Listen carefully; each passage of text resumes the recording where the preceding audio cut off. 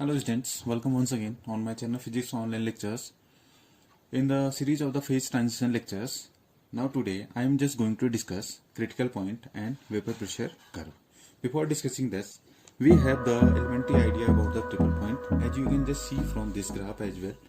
This is the triple point. Triple point means a unique point where the three phases coexist in the equilibrium, and this point is the unique as well. We have discussed in the previous lectures as well the triple point. Now you can just see here, these are the three phases of the water, solid, liquid and vapor. These are aware, you are aware of all these phases. Here a line which is indicated by the red, this is the melting curve, and this is the solid vapor, the line, this is the sublimation curve, and this is the vapor pressure curve. Now we are discussing here, in this discussion we are discussing here the critical point. Means what is the critical point? Actually critical point होता क्या है, इसके बारे में हम discuss करेंगे इस lecture में. So this is the phase diagram, this is or aware of you, this is the triple point. Triple point, it is a point in the TP plane here. What is the TP plane? Means XY, X on the x-axis we are taking temperature, on the y-axis we are taking the pressure. So it is a point in the, you can just say, this TP plane as it is visible. This is the T axis, on other hand this is the pressure, this is the TP plane, and the triple point is here where the three phases coexist in the equilibrium. Now you just see here, we are discussing vapor pressure curve. So you can just see here, there is a point at the extremest of this vapor pressure curve. Here it is a point. This is the called the critical point. यही point क्या कहलाता है? Critical point. Let us discuss in detail here what is the critical point. So you can just see this. As the vapor, you can just see, as pressure is increased. अगर हम pressure को क्या करते हैं? Increase कर देते हैं. उस केस में क्या होगा? The equilibrium temperature, this equilibrium temperature, ये इसकी वैल्यू भी क्या होगी? It is also going to be increased in, and the point representing the phase transition moves up along the curve. As you can just see here, we are here saying that as the pressure is increased, similarly the temperature is also going to be increased, or temperature will also increase, and the point representing the phase transition moves up along the curve here. Now you can just see in this curve. Now a state is reached where you can just see delta V. A state एक ऐसी आ जाएगी जहां पर delta V and this latent heat L12, जो इसकी हम बात कर चुके हैं, latent heat, this is the heat required for the phase transition. And 1-2 means from phase 1 to the phase 2, which is the amount of energy which is absorbed during this phase transition. This is the latent heat. यही latent heat होती है जो क्या हो जाती है, absorb हो जाती है. किस केस में? जब phase transition होता है from phase 1 to the phase 2 here. Vapor pressure curve is simply, it is a liquid to the vapor or gaseous, you can just say phase transition. तो इस केस में क्या होगा कि अगर जैसे हम क्या करेंगे, स्टेज ऐसी पहुंच जाएगी जहां पर क्या होगा, delta V and latent heat it becomes this, you can just से, ये इसकी वैल्यू क्या हो जाएगी, 0 हो जाएगी. Now you can just see this, beyond this called the critical point. Means इस कंडीशन पर, इसके बाद क्या होगा, स्टेट के बाद there will be, beyond this point there will be the critical point. There will be the critical point. And what does mean the critical point? Means after this critical point there is no phase transition. Means a critical point, after this critical point there is the no phase transition. You can just say that. So you can just say the point at which liquid vapor transition line ends. You can just see a line या एक point ऐसी है जहां पर क्या हो रहा है, आप अगर देखें, you can just see this, there the liquid vapor transition line in, after critical point there is a single phase, means there will be only the gas. After critical point there is no phase transition, so it is visible, means there should be no phase transition after this critical. तो actually critical point होता क्या है कि ऐसा point जहां पर क्या होगा, लिक्विड वेपर जो ट्रांजिशन होगा वो लाइन उस पॉइंट पर एंड हो जाएगी। उसके बाद क्या होगा, there will be existence of only a single phase. You can just say in this case this is the gas, after critical point there is the no phase transition is going to, this is the actually critical point. And you can just see there exists only a single fluid या one fluid phase. There will be existence of only single phase, or you can just say single this fluid phase here. There will be existing only one phase. You can also say only one fluid phase will exist there at, you can just say, critical point. Now the pressure becomes so large that the dense vapor is indistinguishable from the liquid.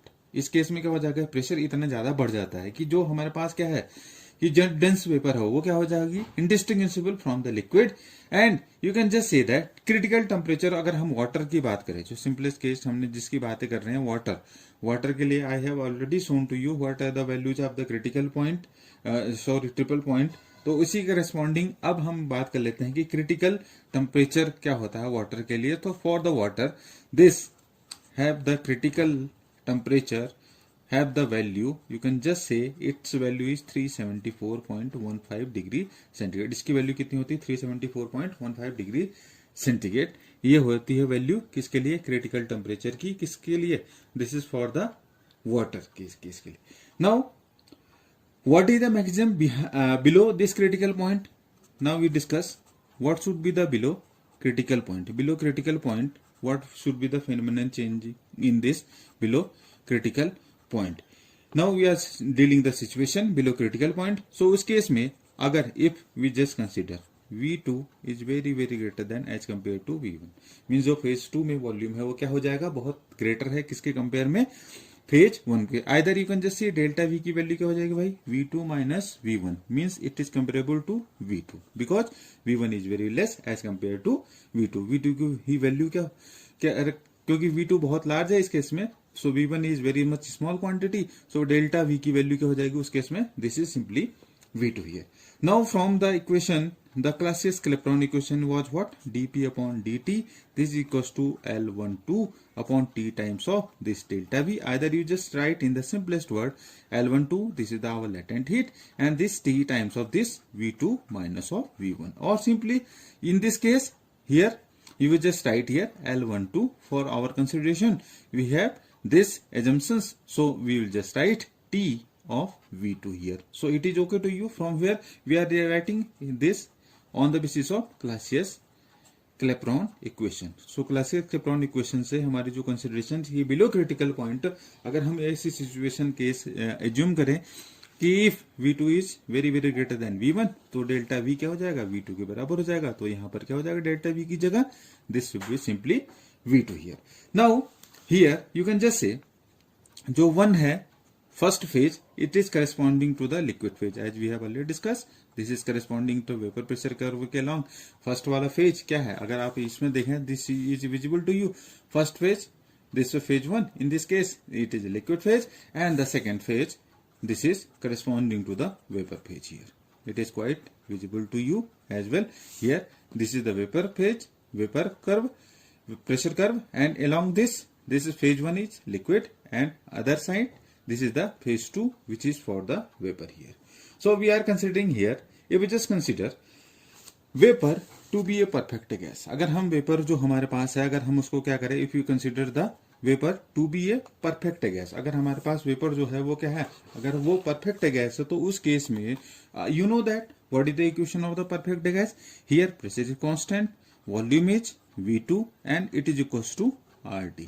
It is okay here because we are assuming that the vapour is किस तरह की vapour है, is a case it is a perfect gas. अगर perfect gas है तो gas की equation, and we are considering the 1 mole of the equation, 1 mole अगर ले रहे हैं हम गैस की, तो for 1 mole of the gas this equation for the this is PV2 equals to RT here. So from here the above equation you can just write here, what you can just write, dP upon this dt is equals to, we can just write here simply P of this L12 upon this you can just write R of this T square. Simply आपने क्या किया, यहां पर से आपने V2 की value in terms of RT upon P रख दी, तो इसकी वैल्यू क्या हो जाएगी, this is P times of L12 upon RT square here. So it is okay to you where it is coming from me because of this we have assumed vapor को हमने मान लिया कैसा है, it is a perfect gas here. Now here L12 जो हमारे पास latent heat of vaporization per mole, अगर suppose अगर हम इसको क्या लेते हैं, it is supposed to be the constant here. अगर हम इसको constant लेते हैं, so from here इंटीग्रेशन करने के बाद जो हमारे पास इक्वेशन आएगी the for the pressure, it is some quantity to be constant here times of this it will be E times of minus L12 upon this RT here. ये हमारे पास क्या आ जाएगा, प्रेशर की value it comes out to be constant times of this E to the power minus L12 upon RT. Let this is our first equation, this one is the second equation, you can just say here. So we have to just consider the equations as well because this is very much of importance here. So from equation 3 you can just see that for the relation holds reasonably well for small temperature changes here. Means ये जो equation है किसके लिए है, it is reasonably well for the small temperature जो changes होते हैं उसके लिए, तो this is quite okay.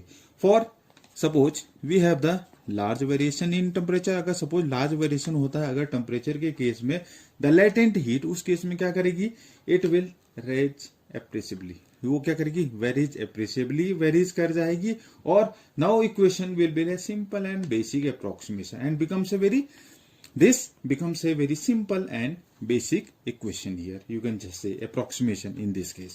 So from this equation as well, it also holds good for the pressure of a vapor in equilibrium with its solid. ये किसके लिए है, ये इक्वेशन किसके लिए, करस्पॉन्डिंग टू द प्रेशर, किसके लिए, वेपर की, जब इक्विलिब्रियम है विथ इट्स सॉलिड, सॉलिड के साथ इक्विलिब्रियम में है.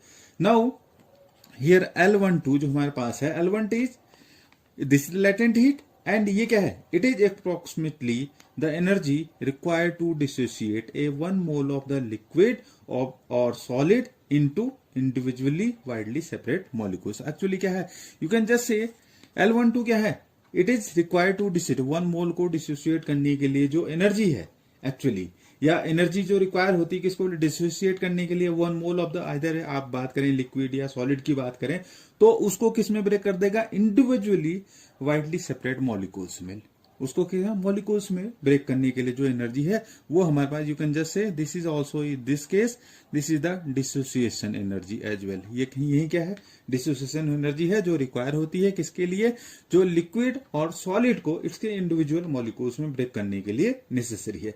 You can just say it must be greater than the thermal energy RT of per mole. ये एनर्जी जो क्या होगी, it must be greater, means L12 will be greater as compare to the RT. Thermal energy जो per मोल के लिए होती है generally, आपको इन टर्म्स ऑफ RT हम जो देते हैं जनरली, R इज व्हाट, देते हैं gas constant, this is the gas constant जो हम लेते हैं यूनिवर्सल गैस कांस्टेंट.